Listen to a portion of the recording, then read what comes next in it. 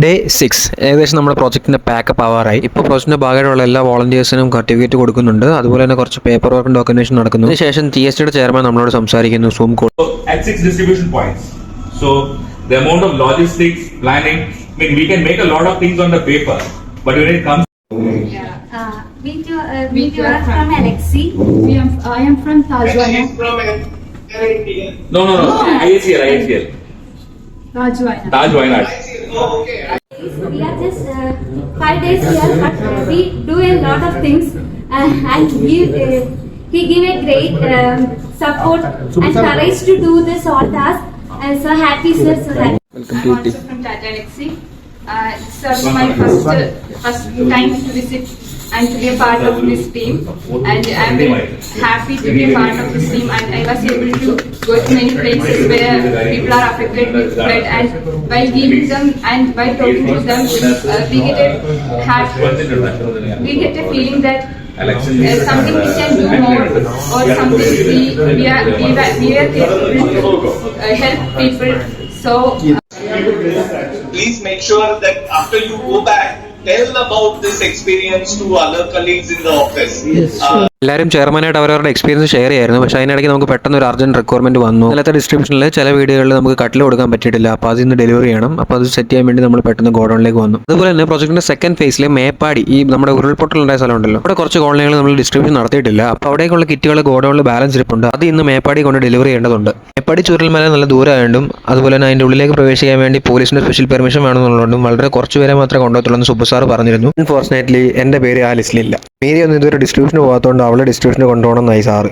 നല്ലത്, അവൾ ഇതുവരെ കണ്ടിട്ടില്ലല്ലോ. അപ്പോൾ അവൾ കോട്ടയം ഡിസ്ട്രിബ്യൂഷൻ ടീമിൽ എൻ്റെ പേര് ലിസ്റ്റിൽ പറഞ്ഞില്ലെങ്കിലും ചൂരൽമല ആയതുകൊണ്ട് പോയി കാണണമെന്ന് എനിക്കൊരു ആഗ്രഹം ഉണ്ടായിരുന്നു. ബാക്കിയുള്ള 2 പിക്കപ്പിൽ ജോസഫ് സാറും സുബു സാറും മീരം കയറിപ്പോയി. ഞാനാണ് അവസാനം വന്ന ഈ പിക്കപ്പിൽ ചാടി കയറി കൂടെ മൃദുലും.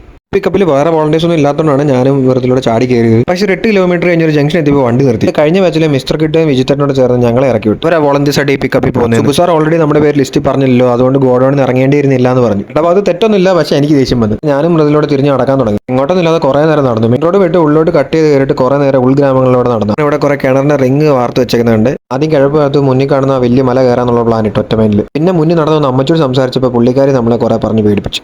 ഈ സമയത്ത് മല കയറാൻ പോകരുത്, ഇപ്പോൾ അവിടെ ഭയങ്കര പ്രശ്നമാണ്, പൂജ അടക്കം മാത്രമേ അവിടെ പോകാൻ പാടുള്ളൂ. സീൻ പേടിപ്പിക്കില്ലായിരുന്നു, കണ്ണൊക്കെ ചോന്ന് നല്ല ക്രീപ്പി സൗണ്ട്. അമ്മച്ചി പറഞ്ഞായിട്ട് പേടിച്ചിട്ടല്ല, ഇത്രയും വലിയ മല കയറാൻ മടിയായതുകൊണ്ട് ഞങ്ങൾ അടുത്ത ബസ്സേ കയറി ഹോട്ടലിൽ പോയി. ഹോട്ടലിൽ തിരിച്ചെത്തി ഞാൻ ഉടനെ തന്നെ ഇവരുടെ ടീമിനൊപ്പം ജോയിൻ ചെയ്ത് എന്തെങ്കിലുമൊക്കെ പണിയെടുക്കണ്ടേ. ട്രിപ്റ്റിയും ബാക്കിയുള്ളവരോട് ചേർന്നിട്ട് ഓരോ ദിവസത്തെ ഹാംലെറ്റ് വൈസുള്ള കൂപ്പൺ സെറ്റ് ചെയ്ത് വെക്കുകയാണ് ഓർഡറിൽ. ആ ദിവസത്തെ ലിസ്റ്റും ജസ്റ്റ് ഒന്ന് വെരിഫൈ ചെയ്ത് നോക്കുകയാണ് എല്ലാ എൻട്രീസും വന്നിട്ടുണ്ടോന്ന്. അപ്പോൾ അതിൽ ചില കൂപ്പൺസ് ഒക്കെ മിസ് ആയിട്ടുണ്ട്. സ്പോട്ടിൽ തന്നെ നമ്മൾ വേറെ കൂപ്പൺ വെച്ചിട്ട് റീപ്ലേസ് ചെയ്തു. അവസാനം ഈ കൂപ്പൺ എല്ലാം ഹാംലെറ്റ് വൈസ് ബണ്ടിലാക്കി നമ്മൾ റബ്ബർ ബാൻഡ് ഇട്ട് വെച്ചു. ഓഡിറ്റിംഗ് പർപ്പസ് വേണ്ടിയാണ് ഇങ്ങനെ ചെയ്യുന്നത്. ഇങ്ങനെ കൃത്യമായിട്ട് നമ്മൾ അറേഞ്ച് ചെയ്ത് വെച്ച് കഴിഞ്ഞാൽ ഓഡിറ്റർക്ക് വളരെ ഹെൽപ്ഫുൾ ആയിരിക്കും. ചില ആൾക്കാർ കൂപ്പൺ കിട്ടിയിട്ട് ഡിസ്ട്രിബ്യൂഷൻ സെൻറ്ററിൽ വരാതിരിക്കുകയും ഡിസ്ട്രിബ്യൂഷൻ സെൻറ്ററിൽ വന്നിട്ട് ആധാർ കാർഡോ വേറെ ID പ്രൂഫുകളോ ഒന്നും ഇല്ലാത്തതുകൊണ്ട് ഡെലിവറി ചെയ്യാൻ പറ്റാത്ത കേസുകളും ഉണ്ട്. അപ്പോൾ അങ്ങനെ മിസ്സായ കൂപ്പണുകളുടെ കാര്യം നമ്മൾ ഈ ബണ്ടിലിന് മണ്ടയ്ക്ക് നോട്ട് ചെയ്ത് വെക്കുന്നുണ്ട്. അങ്ങനെ കുറേ നേരം പണിയെടുത്ത് മാടിയിട്ട് തൊണ്ടയൊക്കെ പറ്റിയപ്പോൾ നമ്മൾ റെസ്റ്റോറൻറ്റിൽ നമ്മൾ 2 ജ്യൂസ് പറഞ്ഞു, ഒരു വാട്ടർമെലണും ഒരു പൈനാപ്പിളും. എന്തായാലും കമ്പനിയല്ലേ പേ ചെയ്യുന്നത്. പിന്നെ വിചാരിച്ചു അത് വേണ്ട, ഇത് നമ്മൾ അല്ലാണ്ട് ഓർഡർ ചെയ്യല്ലേ, നമുക്ക് തന്നെ പേ ചെയ്യാന്ന്. അവസാനം ബില്ല് വാങ്ങി ഞാൻ രാജീവേട്ടനെ കൊണ്ട് MIസിൽ ആഡ് ചെയ്തു. സെറ്റ്. അങ്ങനെ എല്ലാ ഹാംലെറ്റുകളും കൂപ്പൺ ഇങ്ങനെ ബണ്ടിലാക്കി ഒരു പെട്ടിക്കകത്തിട്ട് വെച്ച് task done and dusted. Night ആയപ്പോൾ നമ്മൾ എങ്ങോട്ടേക്കാണ് വന്നേക്കുന്നത് നോക്കൂ. താജ് ഹോട്ടൽ വയനാട്. നമ്മുടെ ഈ പ്രോജക്റ്റിന്റെ സക്സസും അതുപോലെ തന്നെ നമുക്കൊരു ഫെയർവെല്ലിനുള്ള ട്രീറ്റ് ആയിട്ടാണ് ഇവിടെ വന്നേക്കുന്നത്. ഞാൻ വിചാരിച്ചിരുന്നില്ല ഉടനെ എങ്കിലും താജ് ഹോട്ടലിലോട്ടൊക്കെ ഒന്ന് വരാൻ പറ്റുമെന്ന്, അതും കമ്പനി ചെലവ്. നമ്മുടെ വണ്ടർലയിലുള്ള പോലെ ഒരു ഡ്യൂപ്ലിക്കേറ്റ് ആന ഇവിടെ വെച്ചിട്ടുണ്ട്. ചെവിയൊക്കെ ആയിട്ടുന്നുണ്ട്, നല്ല രസമുണ്ടല്ലേ. അങ്ങനെ നമ്മൾ നടന്നകത്ത് കയറിയപ്പോഴാണ് ഒരു മിറർ ഉണ്ട്. എന്നാൽ പിന്നെ ഒരു മിറർ സെൽഫി എടുത്തേക്കാം. നല്ല കിടിലൻ ഒരു സോഫ. ഇത് കാണുമ്പോൾ നിങ്ങൾ എനിക്ക് ഇതൊരു മാസ്റ്റർ ബെഡ്റൂം ആണ്, പക്ഷേ ഇത് വാഷ്റൂമാണ്. അങ്ങനെ കൈ കഴിഞ്ഞ ശേഷം നമ്മൾ നേരെ ഡൈനിങ് ഏരിയയിലേക്ക് പോയി. ഒരു സീൻ ഡൈനിങ് ടേബിൾ. നമ്മൾ ഏകദേശം 18 പേരോളം ഉള്ളതുകൊണ്ട് ഇതുപോലത്തെ 2 ടേബിളാണ് ബുക്ക് ചെയ്തിട്ടുണ്ടായിരുന്നത്. അപ്പോഴാണ് അറിഞ്ഞത് 18 പേർക്കുള്ള ബുഫേ ആണ് നമ്മൾ നേരത്തെ പറഞ്ഞു വെച്ചിരുന്നത്. വന്നതിന് ശേഷം സുബു സാർ കുറച്ചു നേരം സംസാരിച്ചു.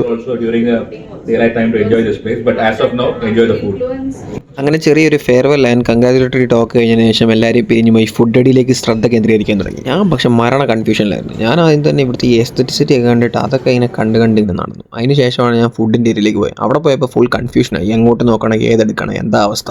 അങ്ങനെ അവസാനം ഞാൻ നടന്ന് ഓരോ സ്പോട്ടിൽ നിന്ന് ഓരോരോ സാധനങ്ങൾ എടുത്ത് പ്ലേറ്റ് അവസാനം ഒരു അവിയൽ വരും എന്തൊക്കെയുള്ള ഒരു പ്ലേറ്റും കൊണ്ട് ഞാൻ അവസാനം കഴിക്കാൻ വേണ്ടി വന്നിരുന്നു. അതിലെ പകുതി ഡിഷസ് ഞാൻ ആദ്യമായിട്ടാണ് കാണുന്നത്. ഇതൊക്കെ എന്തോ സംഭവം എന്ത് വെച്ച് ഉണ്ടാക്കുന്നതിലും അറിയില്ലായിരുന്നു. പിന്നെ എന്തായാലും എടുത്തല്ലേ, ഫുഡ് വേസ്റ്റ് ആക്കാൻ പറ്റില്ലല്ലോ, ഞാൻ എല്ലാം കഴിച്ചു. ഇതാണ് നമ്മുടെ ഇവിടുത്തെ ലൈവ് പിസ്സ ഏരിയ. നമ്മൾ പറയുമ്പോൾ ഒരു സ്പോട്ടിൽ നമുക്ക് ആവശ്യമുള്ള ടോപ്പിംഗ്സ് വെച്ച് ഒരു പിസ്സ റെഡിയാക്കി തരും. ഞാൻ കുറച്ച് ബുഫേകളിൽ പോയിട്ടുണ്ടെങ്കിലും ആദ്യമായിട്ടാണ് ലൈവായിട്ടുള്ള പിസ്സ ഏരിയ കാണുന്നത്. Just that things. Main course items പൊതുവെ കുറവായിരുന്നില്ലെങ്കിൽ എല്ലാം വെറൈറ്റി ഐറ്റംസ് ആയിരുന്നു. നമ്മൾ കാണാത്ത ടൈപ്പ് സാധനങ്ങളായിരുന്നു. അപ്പോൾ അതെല്ലാം കുറേ വലിച്ചു വാരിയും എടുത്തു, എല്ലാം നമ്മൾ കഴിച്ച്, അതൊന്നും നോക്കിയില്ല. അങ്ങനെ ഫുഡ് അടിയുടെ തേർഡ് റൗണ്ട് നമ്മളിങ്ങനെ ഓൺ ഗോയിങ് പോയിക്കൊണ്ടിരിക്കുകയാണ്. കളർ കഴിച്ച് ഡെസേർട്ടിൻ്റെ അവിടെ ആയപ്പോഴാണ് അറിഞ്ഞത് ക്രിസ്റ്റിയുടെ ബർത്ത്ഡേ ആണ്.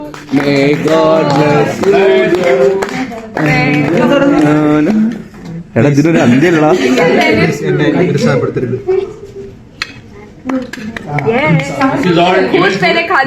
വായ തുറന്നിരിക്കും. Thank you for this great memory. Thank you.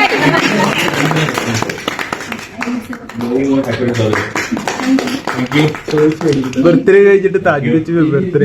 wishing you also a very belated happy birthday. Sir ആ മോതിരം ഊരി കൊടുത്തു സാറേ, സ്വർണ്ണമോതിരം.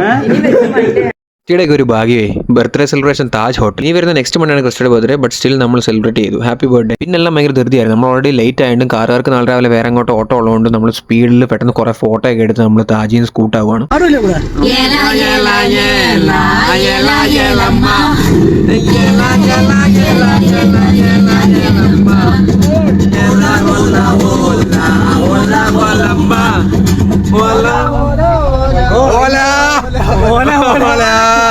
റിട്ടേൺ പോകുന്ന വഴിയിൽ കാറ് കയറുന്നത് ഞാനും മൃദുല തൻസിലും പോയി. ഞങ്ങൾ ഫുൾ അടിച്ചുപൊളിയായിരുന്നു. ഫുള്ള് കാറിൽ പാട്ടൊക്കെ ഇട്ട് ഡാൻസ് കളിച്ച് ഫുൾ സെറ്റായിട്ടാണ് പോയി.